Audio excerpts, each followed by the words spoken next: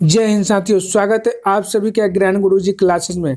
दोस्तों, आज के क्लास में हम हिंदी साहित्य से संबंधित महत्वपूर्ण प्रश्नों पर चर्चा करेंगे।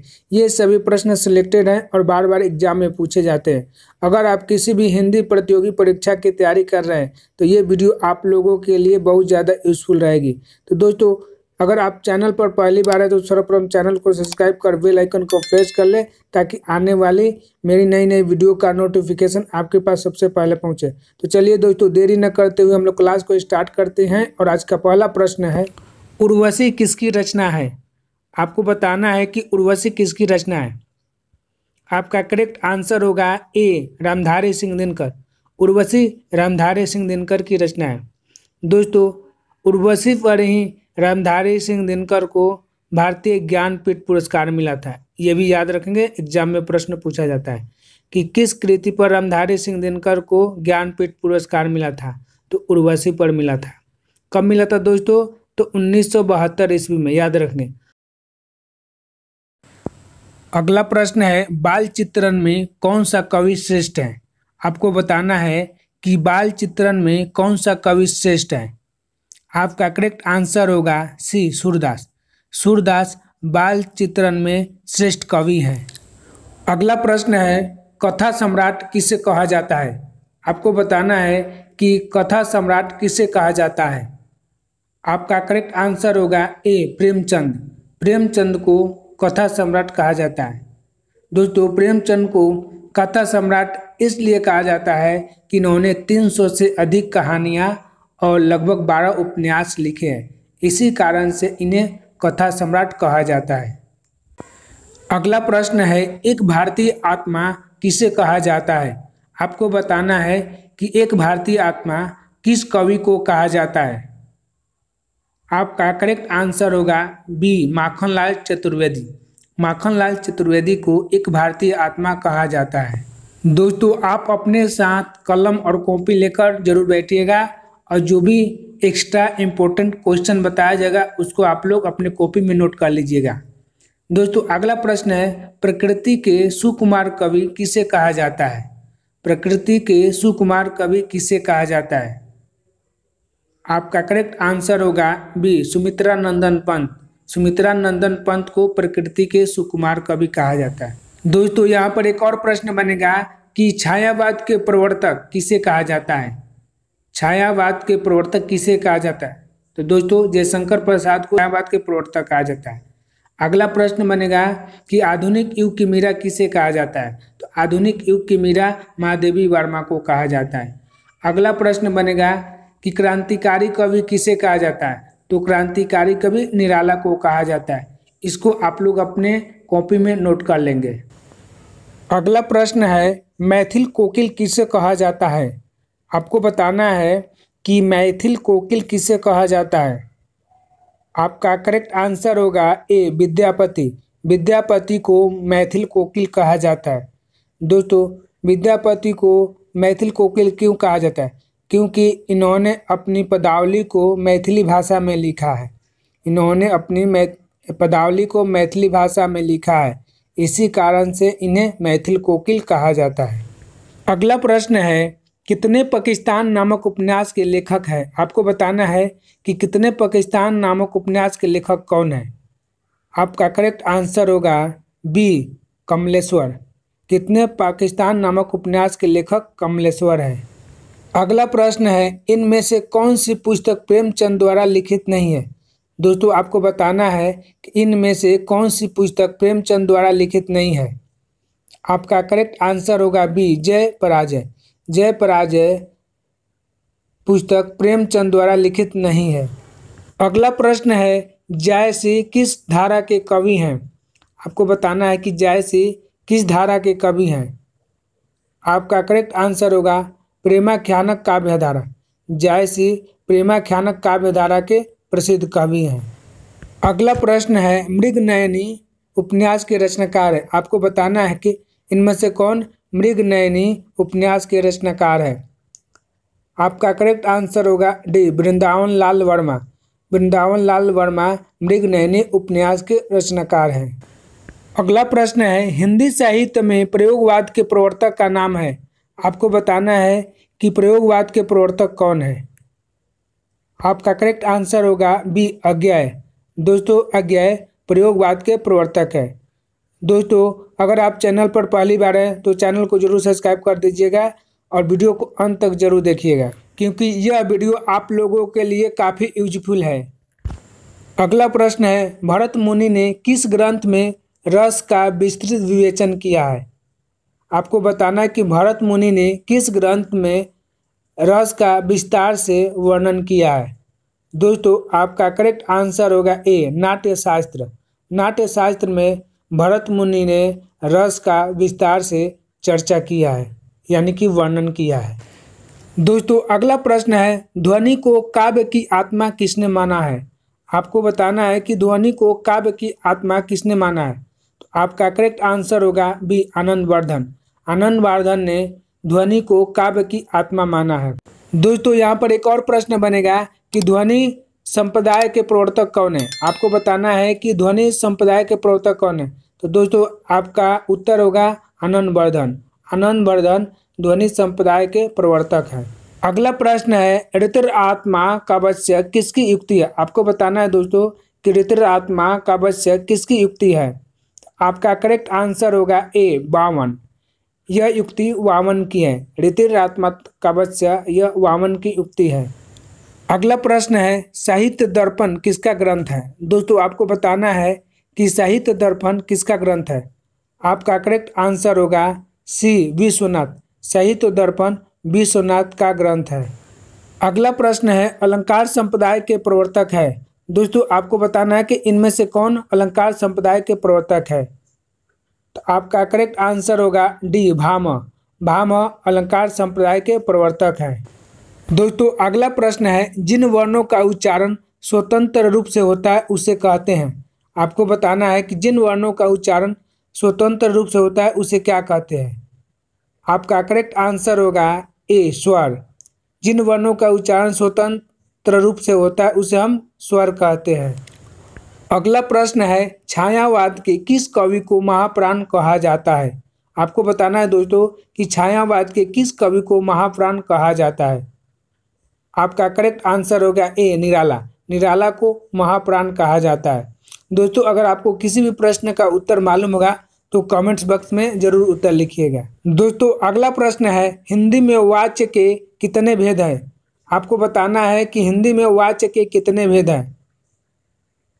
दोस्तों आपका करेक्ट आंसर होगा सी 3। हिंदी में वाच्य के 3 भेद हैं। कौन कौन सा है दोस्तों? कर्तृवाच्य, कर्मवाच्य और भाववाच्य। याद रखेंगे, कर्तृवाच्य, कर्मवाच्य और भाववाच्य। दोस्तों अगला प्रश्न है, उदंत मार्तंड समाचार पत्र के संपादक थे। आपको बताना है कि उदंत मार्तंड समाचार पत्र के संपादक कौन थे। आपका करेक्ट आंसर होगा ए जुगल किशोर शुक्ल। जुगल किशोर शुक्ल। अगला प्रश्न है, हिंदी साहित्य का अतीत किसका पुस्तक है?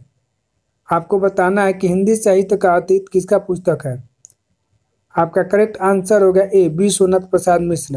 हिंदी साहित्य का अतीत विश्वनाथ प्रसाद मिश्र का पुस्तक है। अगला प्रश्न है, हिंदी साहित्य के आधुनिक काल को और किस नाम से जाना जाता है? आपका करेक्ट आंसर होगा डी गद्य काल।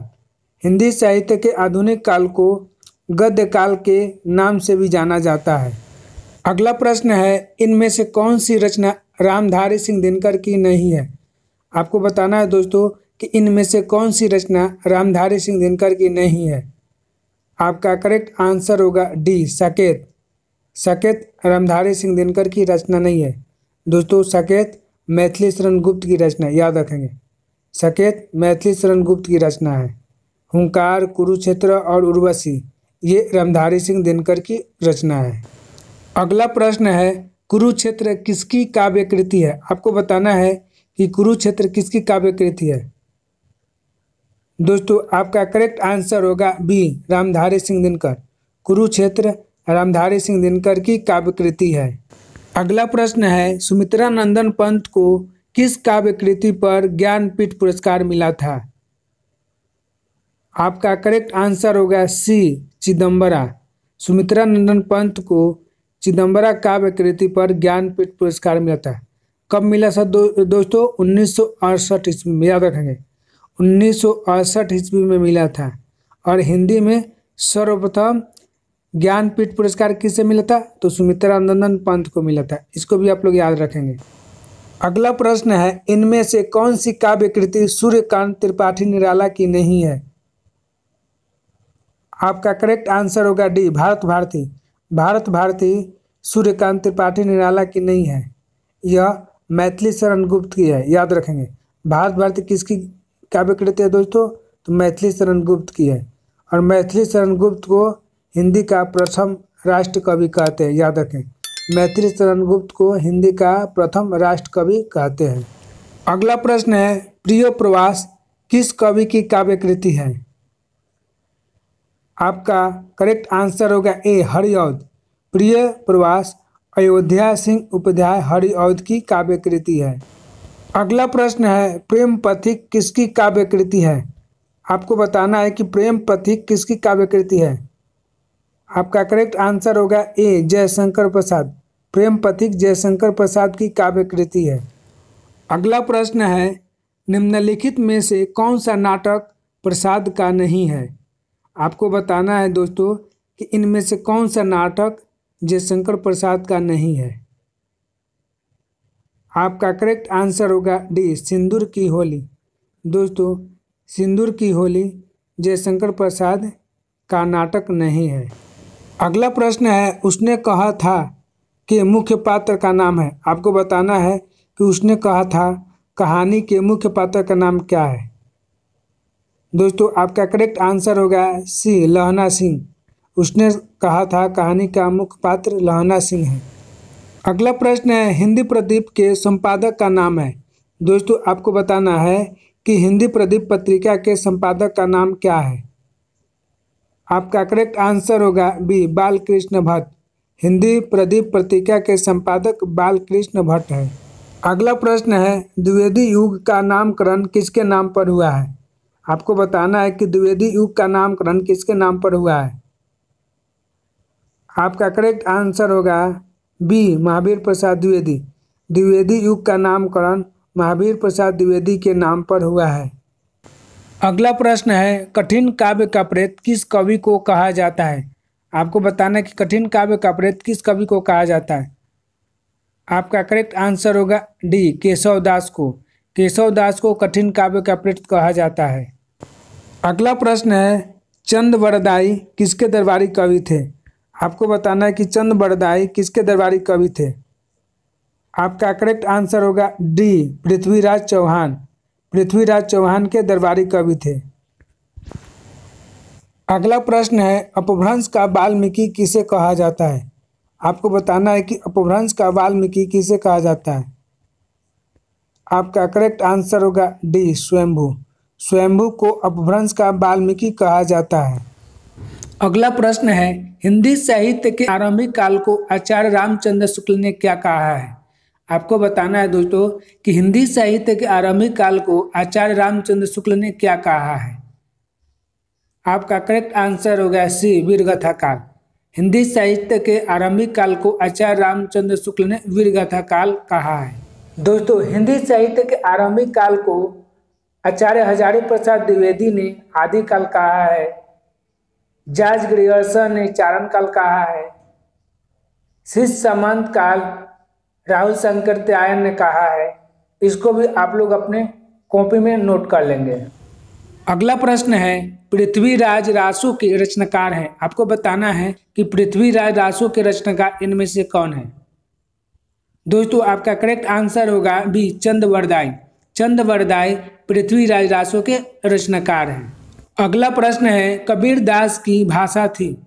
दोस्तों, आपको बताना है कि कबीर दास की काव्य भाषा क्या थी। आपका करेक्ट आंसर होगा सी, सधुकरी। कबीर दास की काव्य भाषा सधुकरी थी। दोस्तों, कबीर दास निर्गुण भक्ति धारा के कवि हैं। निर्गुण भक्ति धारा को संत काव्य धारा भी कहा जाता है। इसको भी आप लोग याद रखेंगे। दोस्तों, अगला प्रश्न है, शिवा बामनी के रचनाकार है। आपको बताना है कि इनमें से कौन शिवा बामनी के रचनाकार है। दोस्तों आपका करेक्ट आंसर होगा बी भूषण। भूषण शिवा बामनी के रचनाकार है। दोस्तों भूषण वीर रस के कवि है तथा रीतिकाल के कवि हैं। अगला प्रश्न है तितली किसकी रचना है। आपको बताना है कि तितली इनमें से किसकी रचना है। दोस्तों आपका करेक्ट आंसर होगा ए जयशंकर प्रसाद। तितली जयशंकर प्रसाद की रचना है। दोस्तों जयशंकर प्रसाद को छायावाद के प्रवर्तक माना जाता है, याद रखें। जयशंकर प्रसाद को छायावाद का प्रवर्तक माना जाता है और ये एक छायावाद के कवि हैं। अगला प्रश्न है अतीत के चलचित्र के रचयिता है। आपको बताना है कि अतीत के चलचित्र के रचयिता कौन है। दोस्तों आपका करेक्ट आंसर होगा सी महादेवी वर्मा। महादेवी वर्मा अतीत के चलचित्र के रचयिता है और महादेवी वर्मा छायावाद की कवियत्री हैं, याद रखें। महादेवी वर्मा छायावाद की कवियत्री है। अगला प्रश्न है पल्लव के रचयिता है। आपको बताना है कि इनमें से कौन पल्लव के रचयिता है। दोस्तों आपका करेक्ट आंसर होगा ए सुमित्रा नंदन पंत। सुमित्रा नंदन पंत पल्लव के रचयिता है और सुमित्रा नंदन पंत छायावाद के कवि हैं, याद रखें। सुमित्रा नंदन पंत छायावाद के कवि है और इन्हें प्रकृति के सुकुमार कवि भी कहा जाता है। क्या कहा जाता है? प्रकृति के सुकुमार कवि। अगला प्रश्न है चिंतामणि के रचयिता है। दोस्तों आपको बताना है कि इनमें से कौन चिंतामणि के रचयिता है। आपका करेक्ट आंसर होगा सी रामचंद्र शुक्ल। रामचंद्र शुक्ल चिंतामणि के रचयिता है और रामचंद्र शुक्ल एक आलोचक है, याद रखें। कौन है? एक आलोचक है। अगला प्रश्न है जन्मेजय का नाग यज्ञ किसकी कृति है। दोस्तों आपको बताना है कि जन्मेजय का नाग यज्ञ इनमें से किसकी कृति है। आपका करेक्ट आंसर होगा बी जयशंकर प्रसाद। जन्मेजय का नाग यज्ञ जयशंकर प्रसाद की कृति है। अगला प्रश्न है प्रेमचंद के अधूरे उपन्यास का नाम है। दोस्तों आपको बताना है कि प्रेमचंद के अधूरे उपन्यास का नाम क्या है। आपका करेक्ट आंसर है सी मंगलसूत्र। मंगलसूत्र प्रेमचंद के अधूरे उपन्यास है। दोस्तों इस अधूरे उपन्यास को इनके पुत्र अमृत राय ने पूरा किया है। मंगलसूत्र को किसने पूरा किया है? अमृत राय ने। और अमृत राय कौन है? प्रेमचंद के पुत्र है। अगला प्रश्न है पद्मावत किसकी रचना है। दोस्तों आपको बताना है कि पद्मावत इनमें से किसकी रचना है। आपका करेक्ट आंसर होगा डी जायसी। पद्मावत जायसी की रचना है। दोस्तों आपको कमेंट्स बॉक्स में बताना है कि पद्मावत की भाषा क्या है। पद्मावत किस भाषा में लिखी गई है। पद्मावत अवधी भाषा में लिखी गई है। इसको आप लोग नोट कर लें। पद्मावत किस भाषा में लिखी गई है? अवधी भाषा में लिखी गई है। अगला प्रश्न है भाषा सर्वेक्षण ग्रंथ के लेखक है। दोस्तों आपको बताना है कि भाषा सर्वेक्षण ग्रंथ के लेखक कौन है। आपका करेक्ट आंसर होगा B George Grierson. George Grierson भाषा सर्वेक्षण ग्रंथ के लेखक है। अगला प्रश्न है पश्चिमी हिंदी की बोली है। आपको बताना है दोस्तों कि इनमें से कौन पश्चिमी हिंदी की बोली है। आपका करेक्ट आंसर होगा ए ब्रजभाषा। ब्रजभाषा पश्चिमी हिंदी की बोली है। अगला प्रश्न है पश्चिमी हिंदी में सम्मिलित बोलियों की संख्या है। आपको बताना है दोस्तों कि पश्चिमी हिंदी में सम्मिलित बोलियों की संख्या कितनी है। आपका करेक्ट आंसर होगा डी 5। पश्चिमी हिंदी में सम्मिलित बोलियों की संख्या 5 है। अगला प्रश्न है हिंदी क्षेत्र की बोलियों की कुल संख्या है। दोस्तों आपको बताना है कि हिंदी क्षेत्र की बोलियों की कुल संख्या कितनी है। आपका करेक्ट आंसर होगा डी 18। हिंदी क्षेत्र की कुल बोलियों की संख्या 18 है।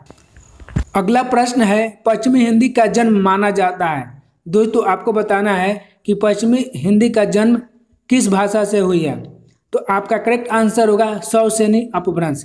पश्चिमी हिंदी का जन्म सौरसेनी अपभ्रंश से हुई है। अगला प्रश्न है पूर्वी हिंदी भाषा का जन्म से माना जाता है। दोस्तों आपको बताना है कि पूर्वी हिंदी भाषा का जन्म किससे हुआ है। आपका करेक्ट आंसर होगा बी अर्धमागधी। पूर्वी हिंदी का जन्म अर्धमागधी भाषा से हुआ है। अगला प्रश्न है संदेश राशक खंड काव्य के रचयिता है। आपको बताना है कि संदेश राशक खंड काव्य के रचयिता कौन है। दोस्तों आपका करेक्ट आंसर होगा ए अब्दुल रहमान। संदेश राशक खंड काव्य के रचयिता अब्दुल रहमान है। दोस्तों अगला प्रश्न है, नाथ पंथ का प्रवर्तन किसने किया? आपको बताना है कि नाथ पंथ का प्रवर्तन किसने किया। आपका करेक्ट आंसर होगा गोरखनाथ। गोरखनाथ नाथ पंथ का प्रवर्तन किया है। दोस्तों आपको कमेंट्स में बताना है कि नाथों की संख्या कितनी मानी जाती है। हिंदी साहित्य में नाथों की संख्या कितनी मानी जाती है। आपको एक और आंसर बताना है कि गोरखनाथ के गुरु का नाम क्या था। आपको बताना है दोस्तों कमेंट्स बॉक्स में कि गोरखनाथ के गुरु का नाम क्या था। अगला प्रश्न है, अपभ्रंश को सबसे पहले पुरानी हिंदी किसने कहा? दोस्तों आपको बताना है कि अपभ्रंश को सबसे पहले पुरानी हिंदी किसने कहा है। आपका करेक्ट आंसर होगा सी, चंद्रधर शर्मा गुलेरी। चंद्रधर शर्मा गुलेरी ने अपभ्रंश को सबसे पहले पुरानी हिंदी कहा है। दोस्तों अगर वीडियो अच्छी लगी तो वीडियो को लाइक कर अपने दोस्तों को अधिक से अधिक शेयर कीजिए तथा चैनल को जरूर सब्सक्राइब कर दीजिएगा। तब तक मिलते हैं अगले वीडियो में। जय हिंद, जय भारत।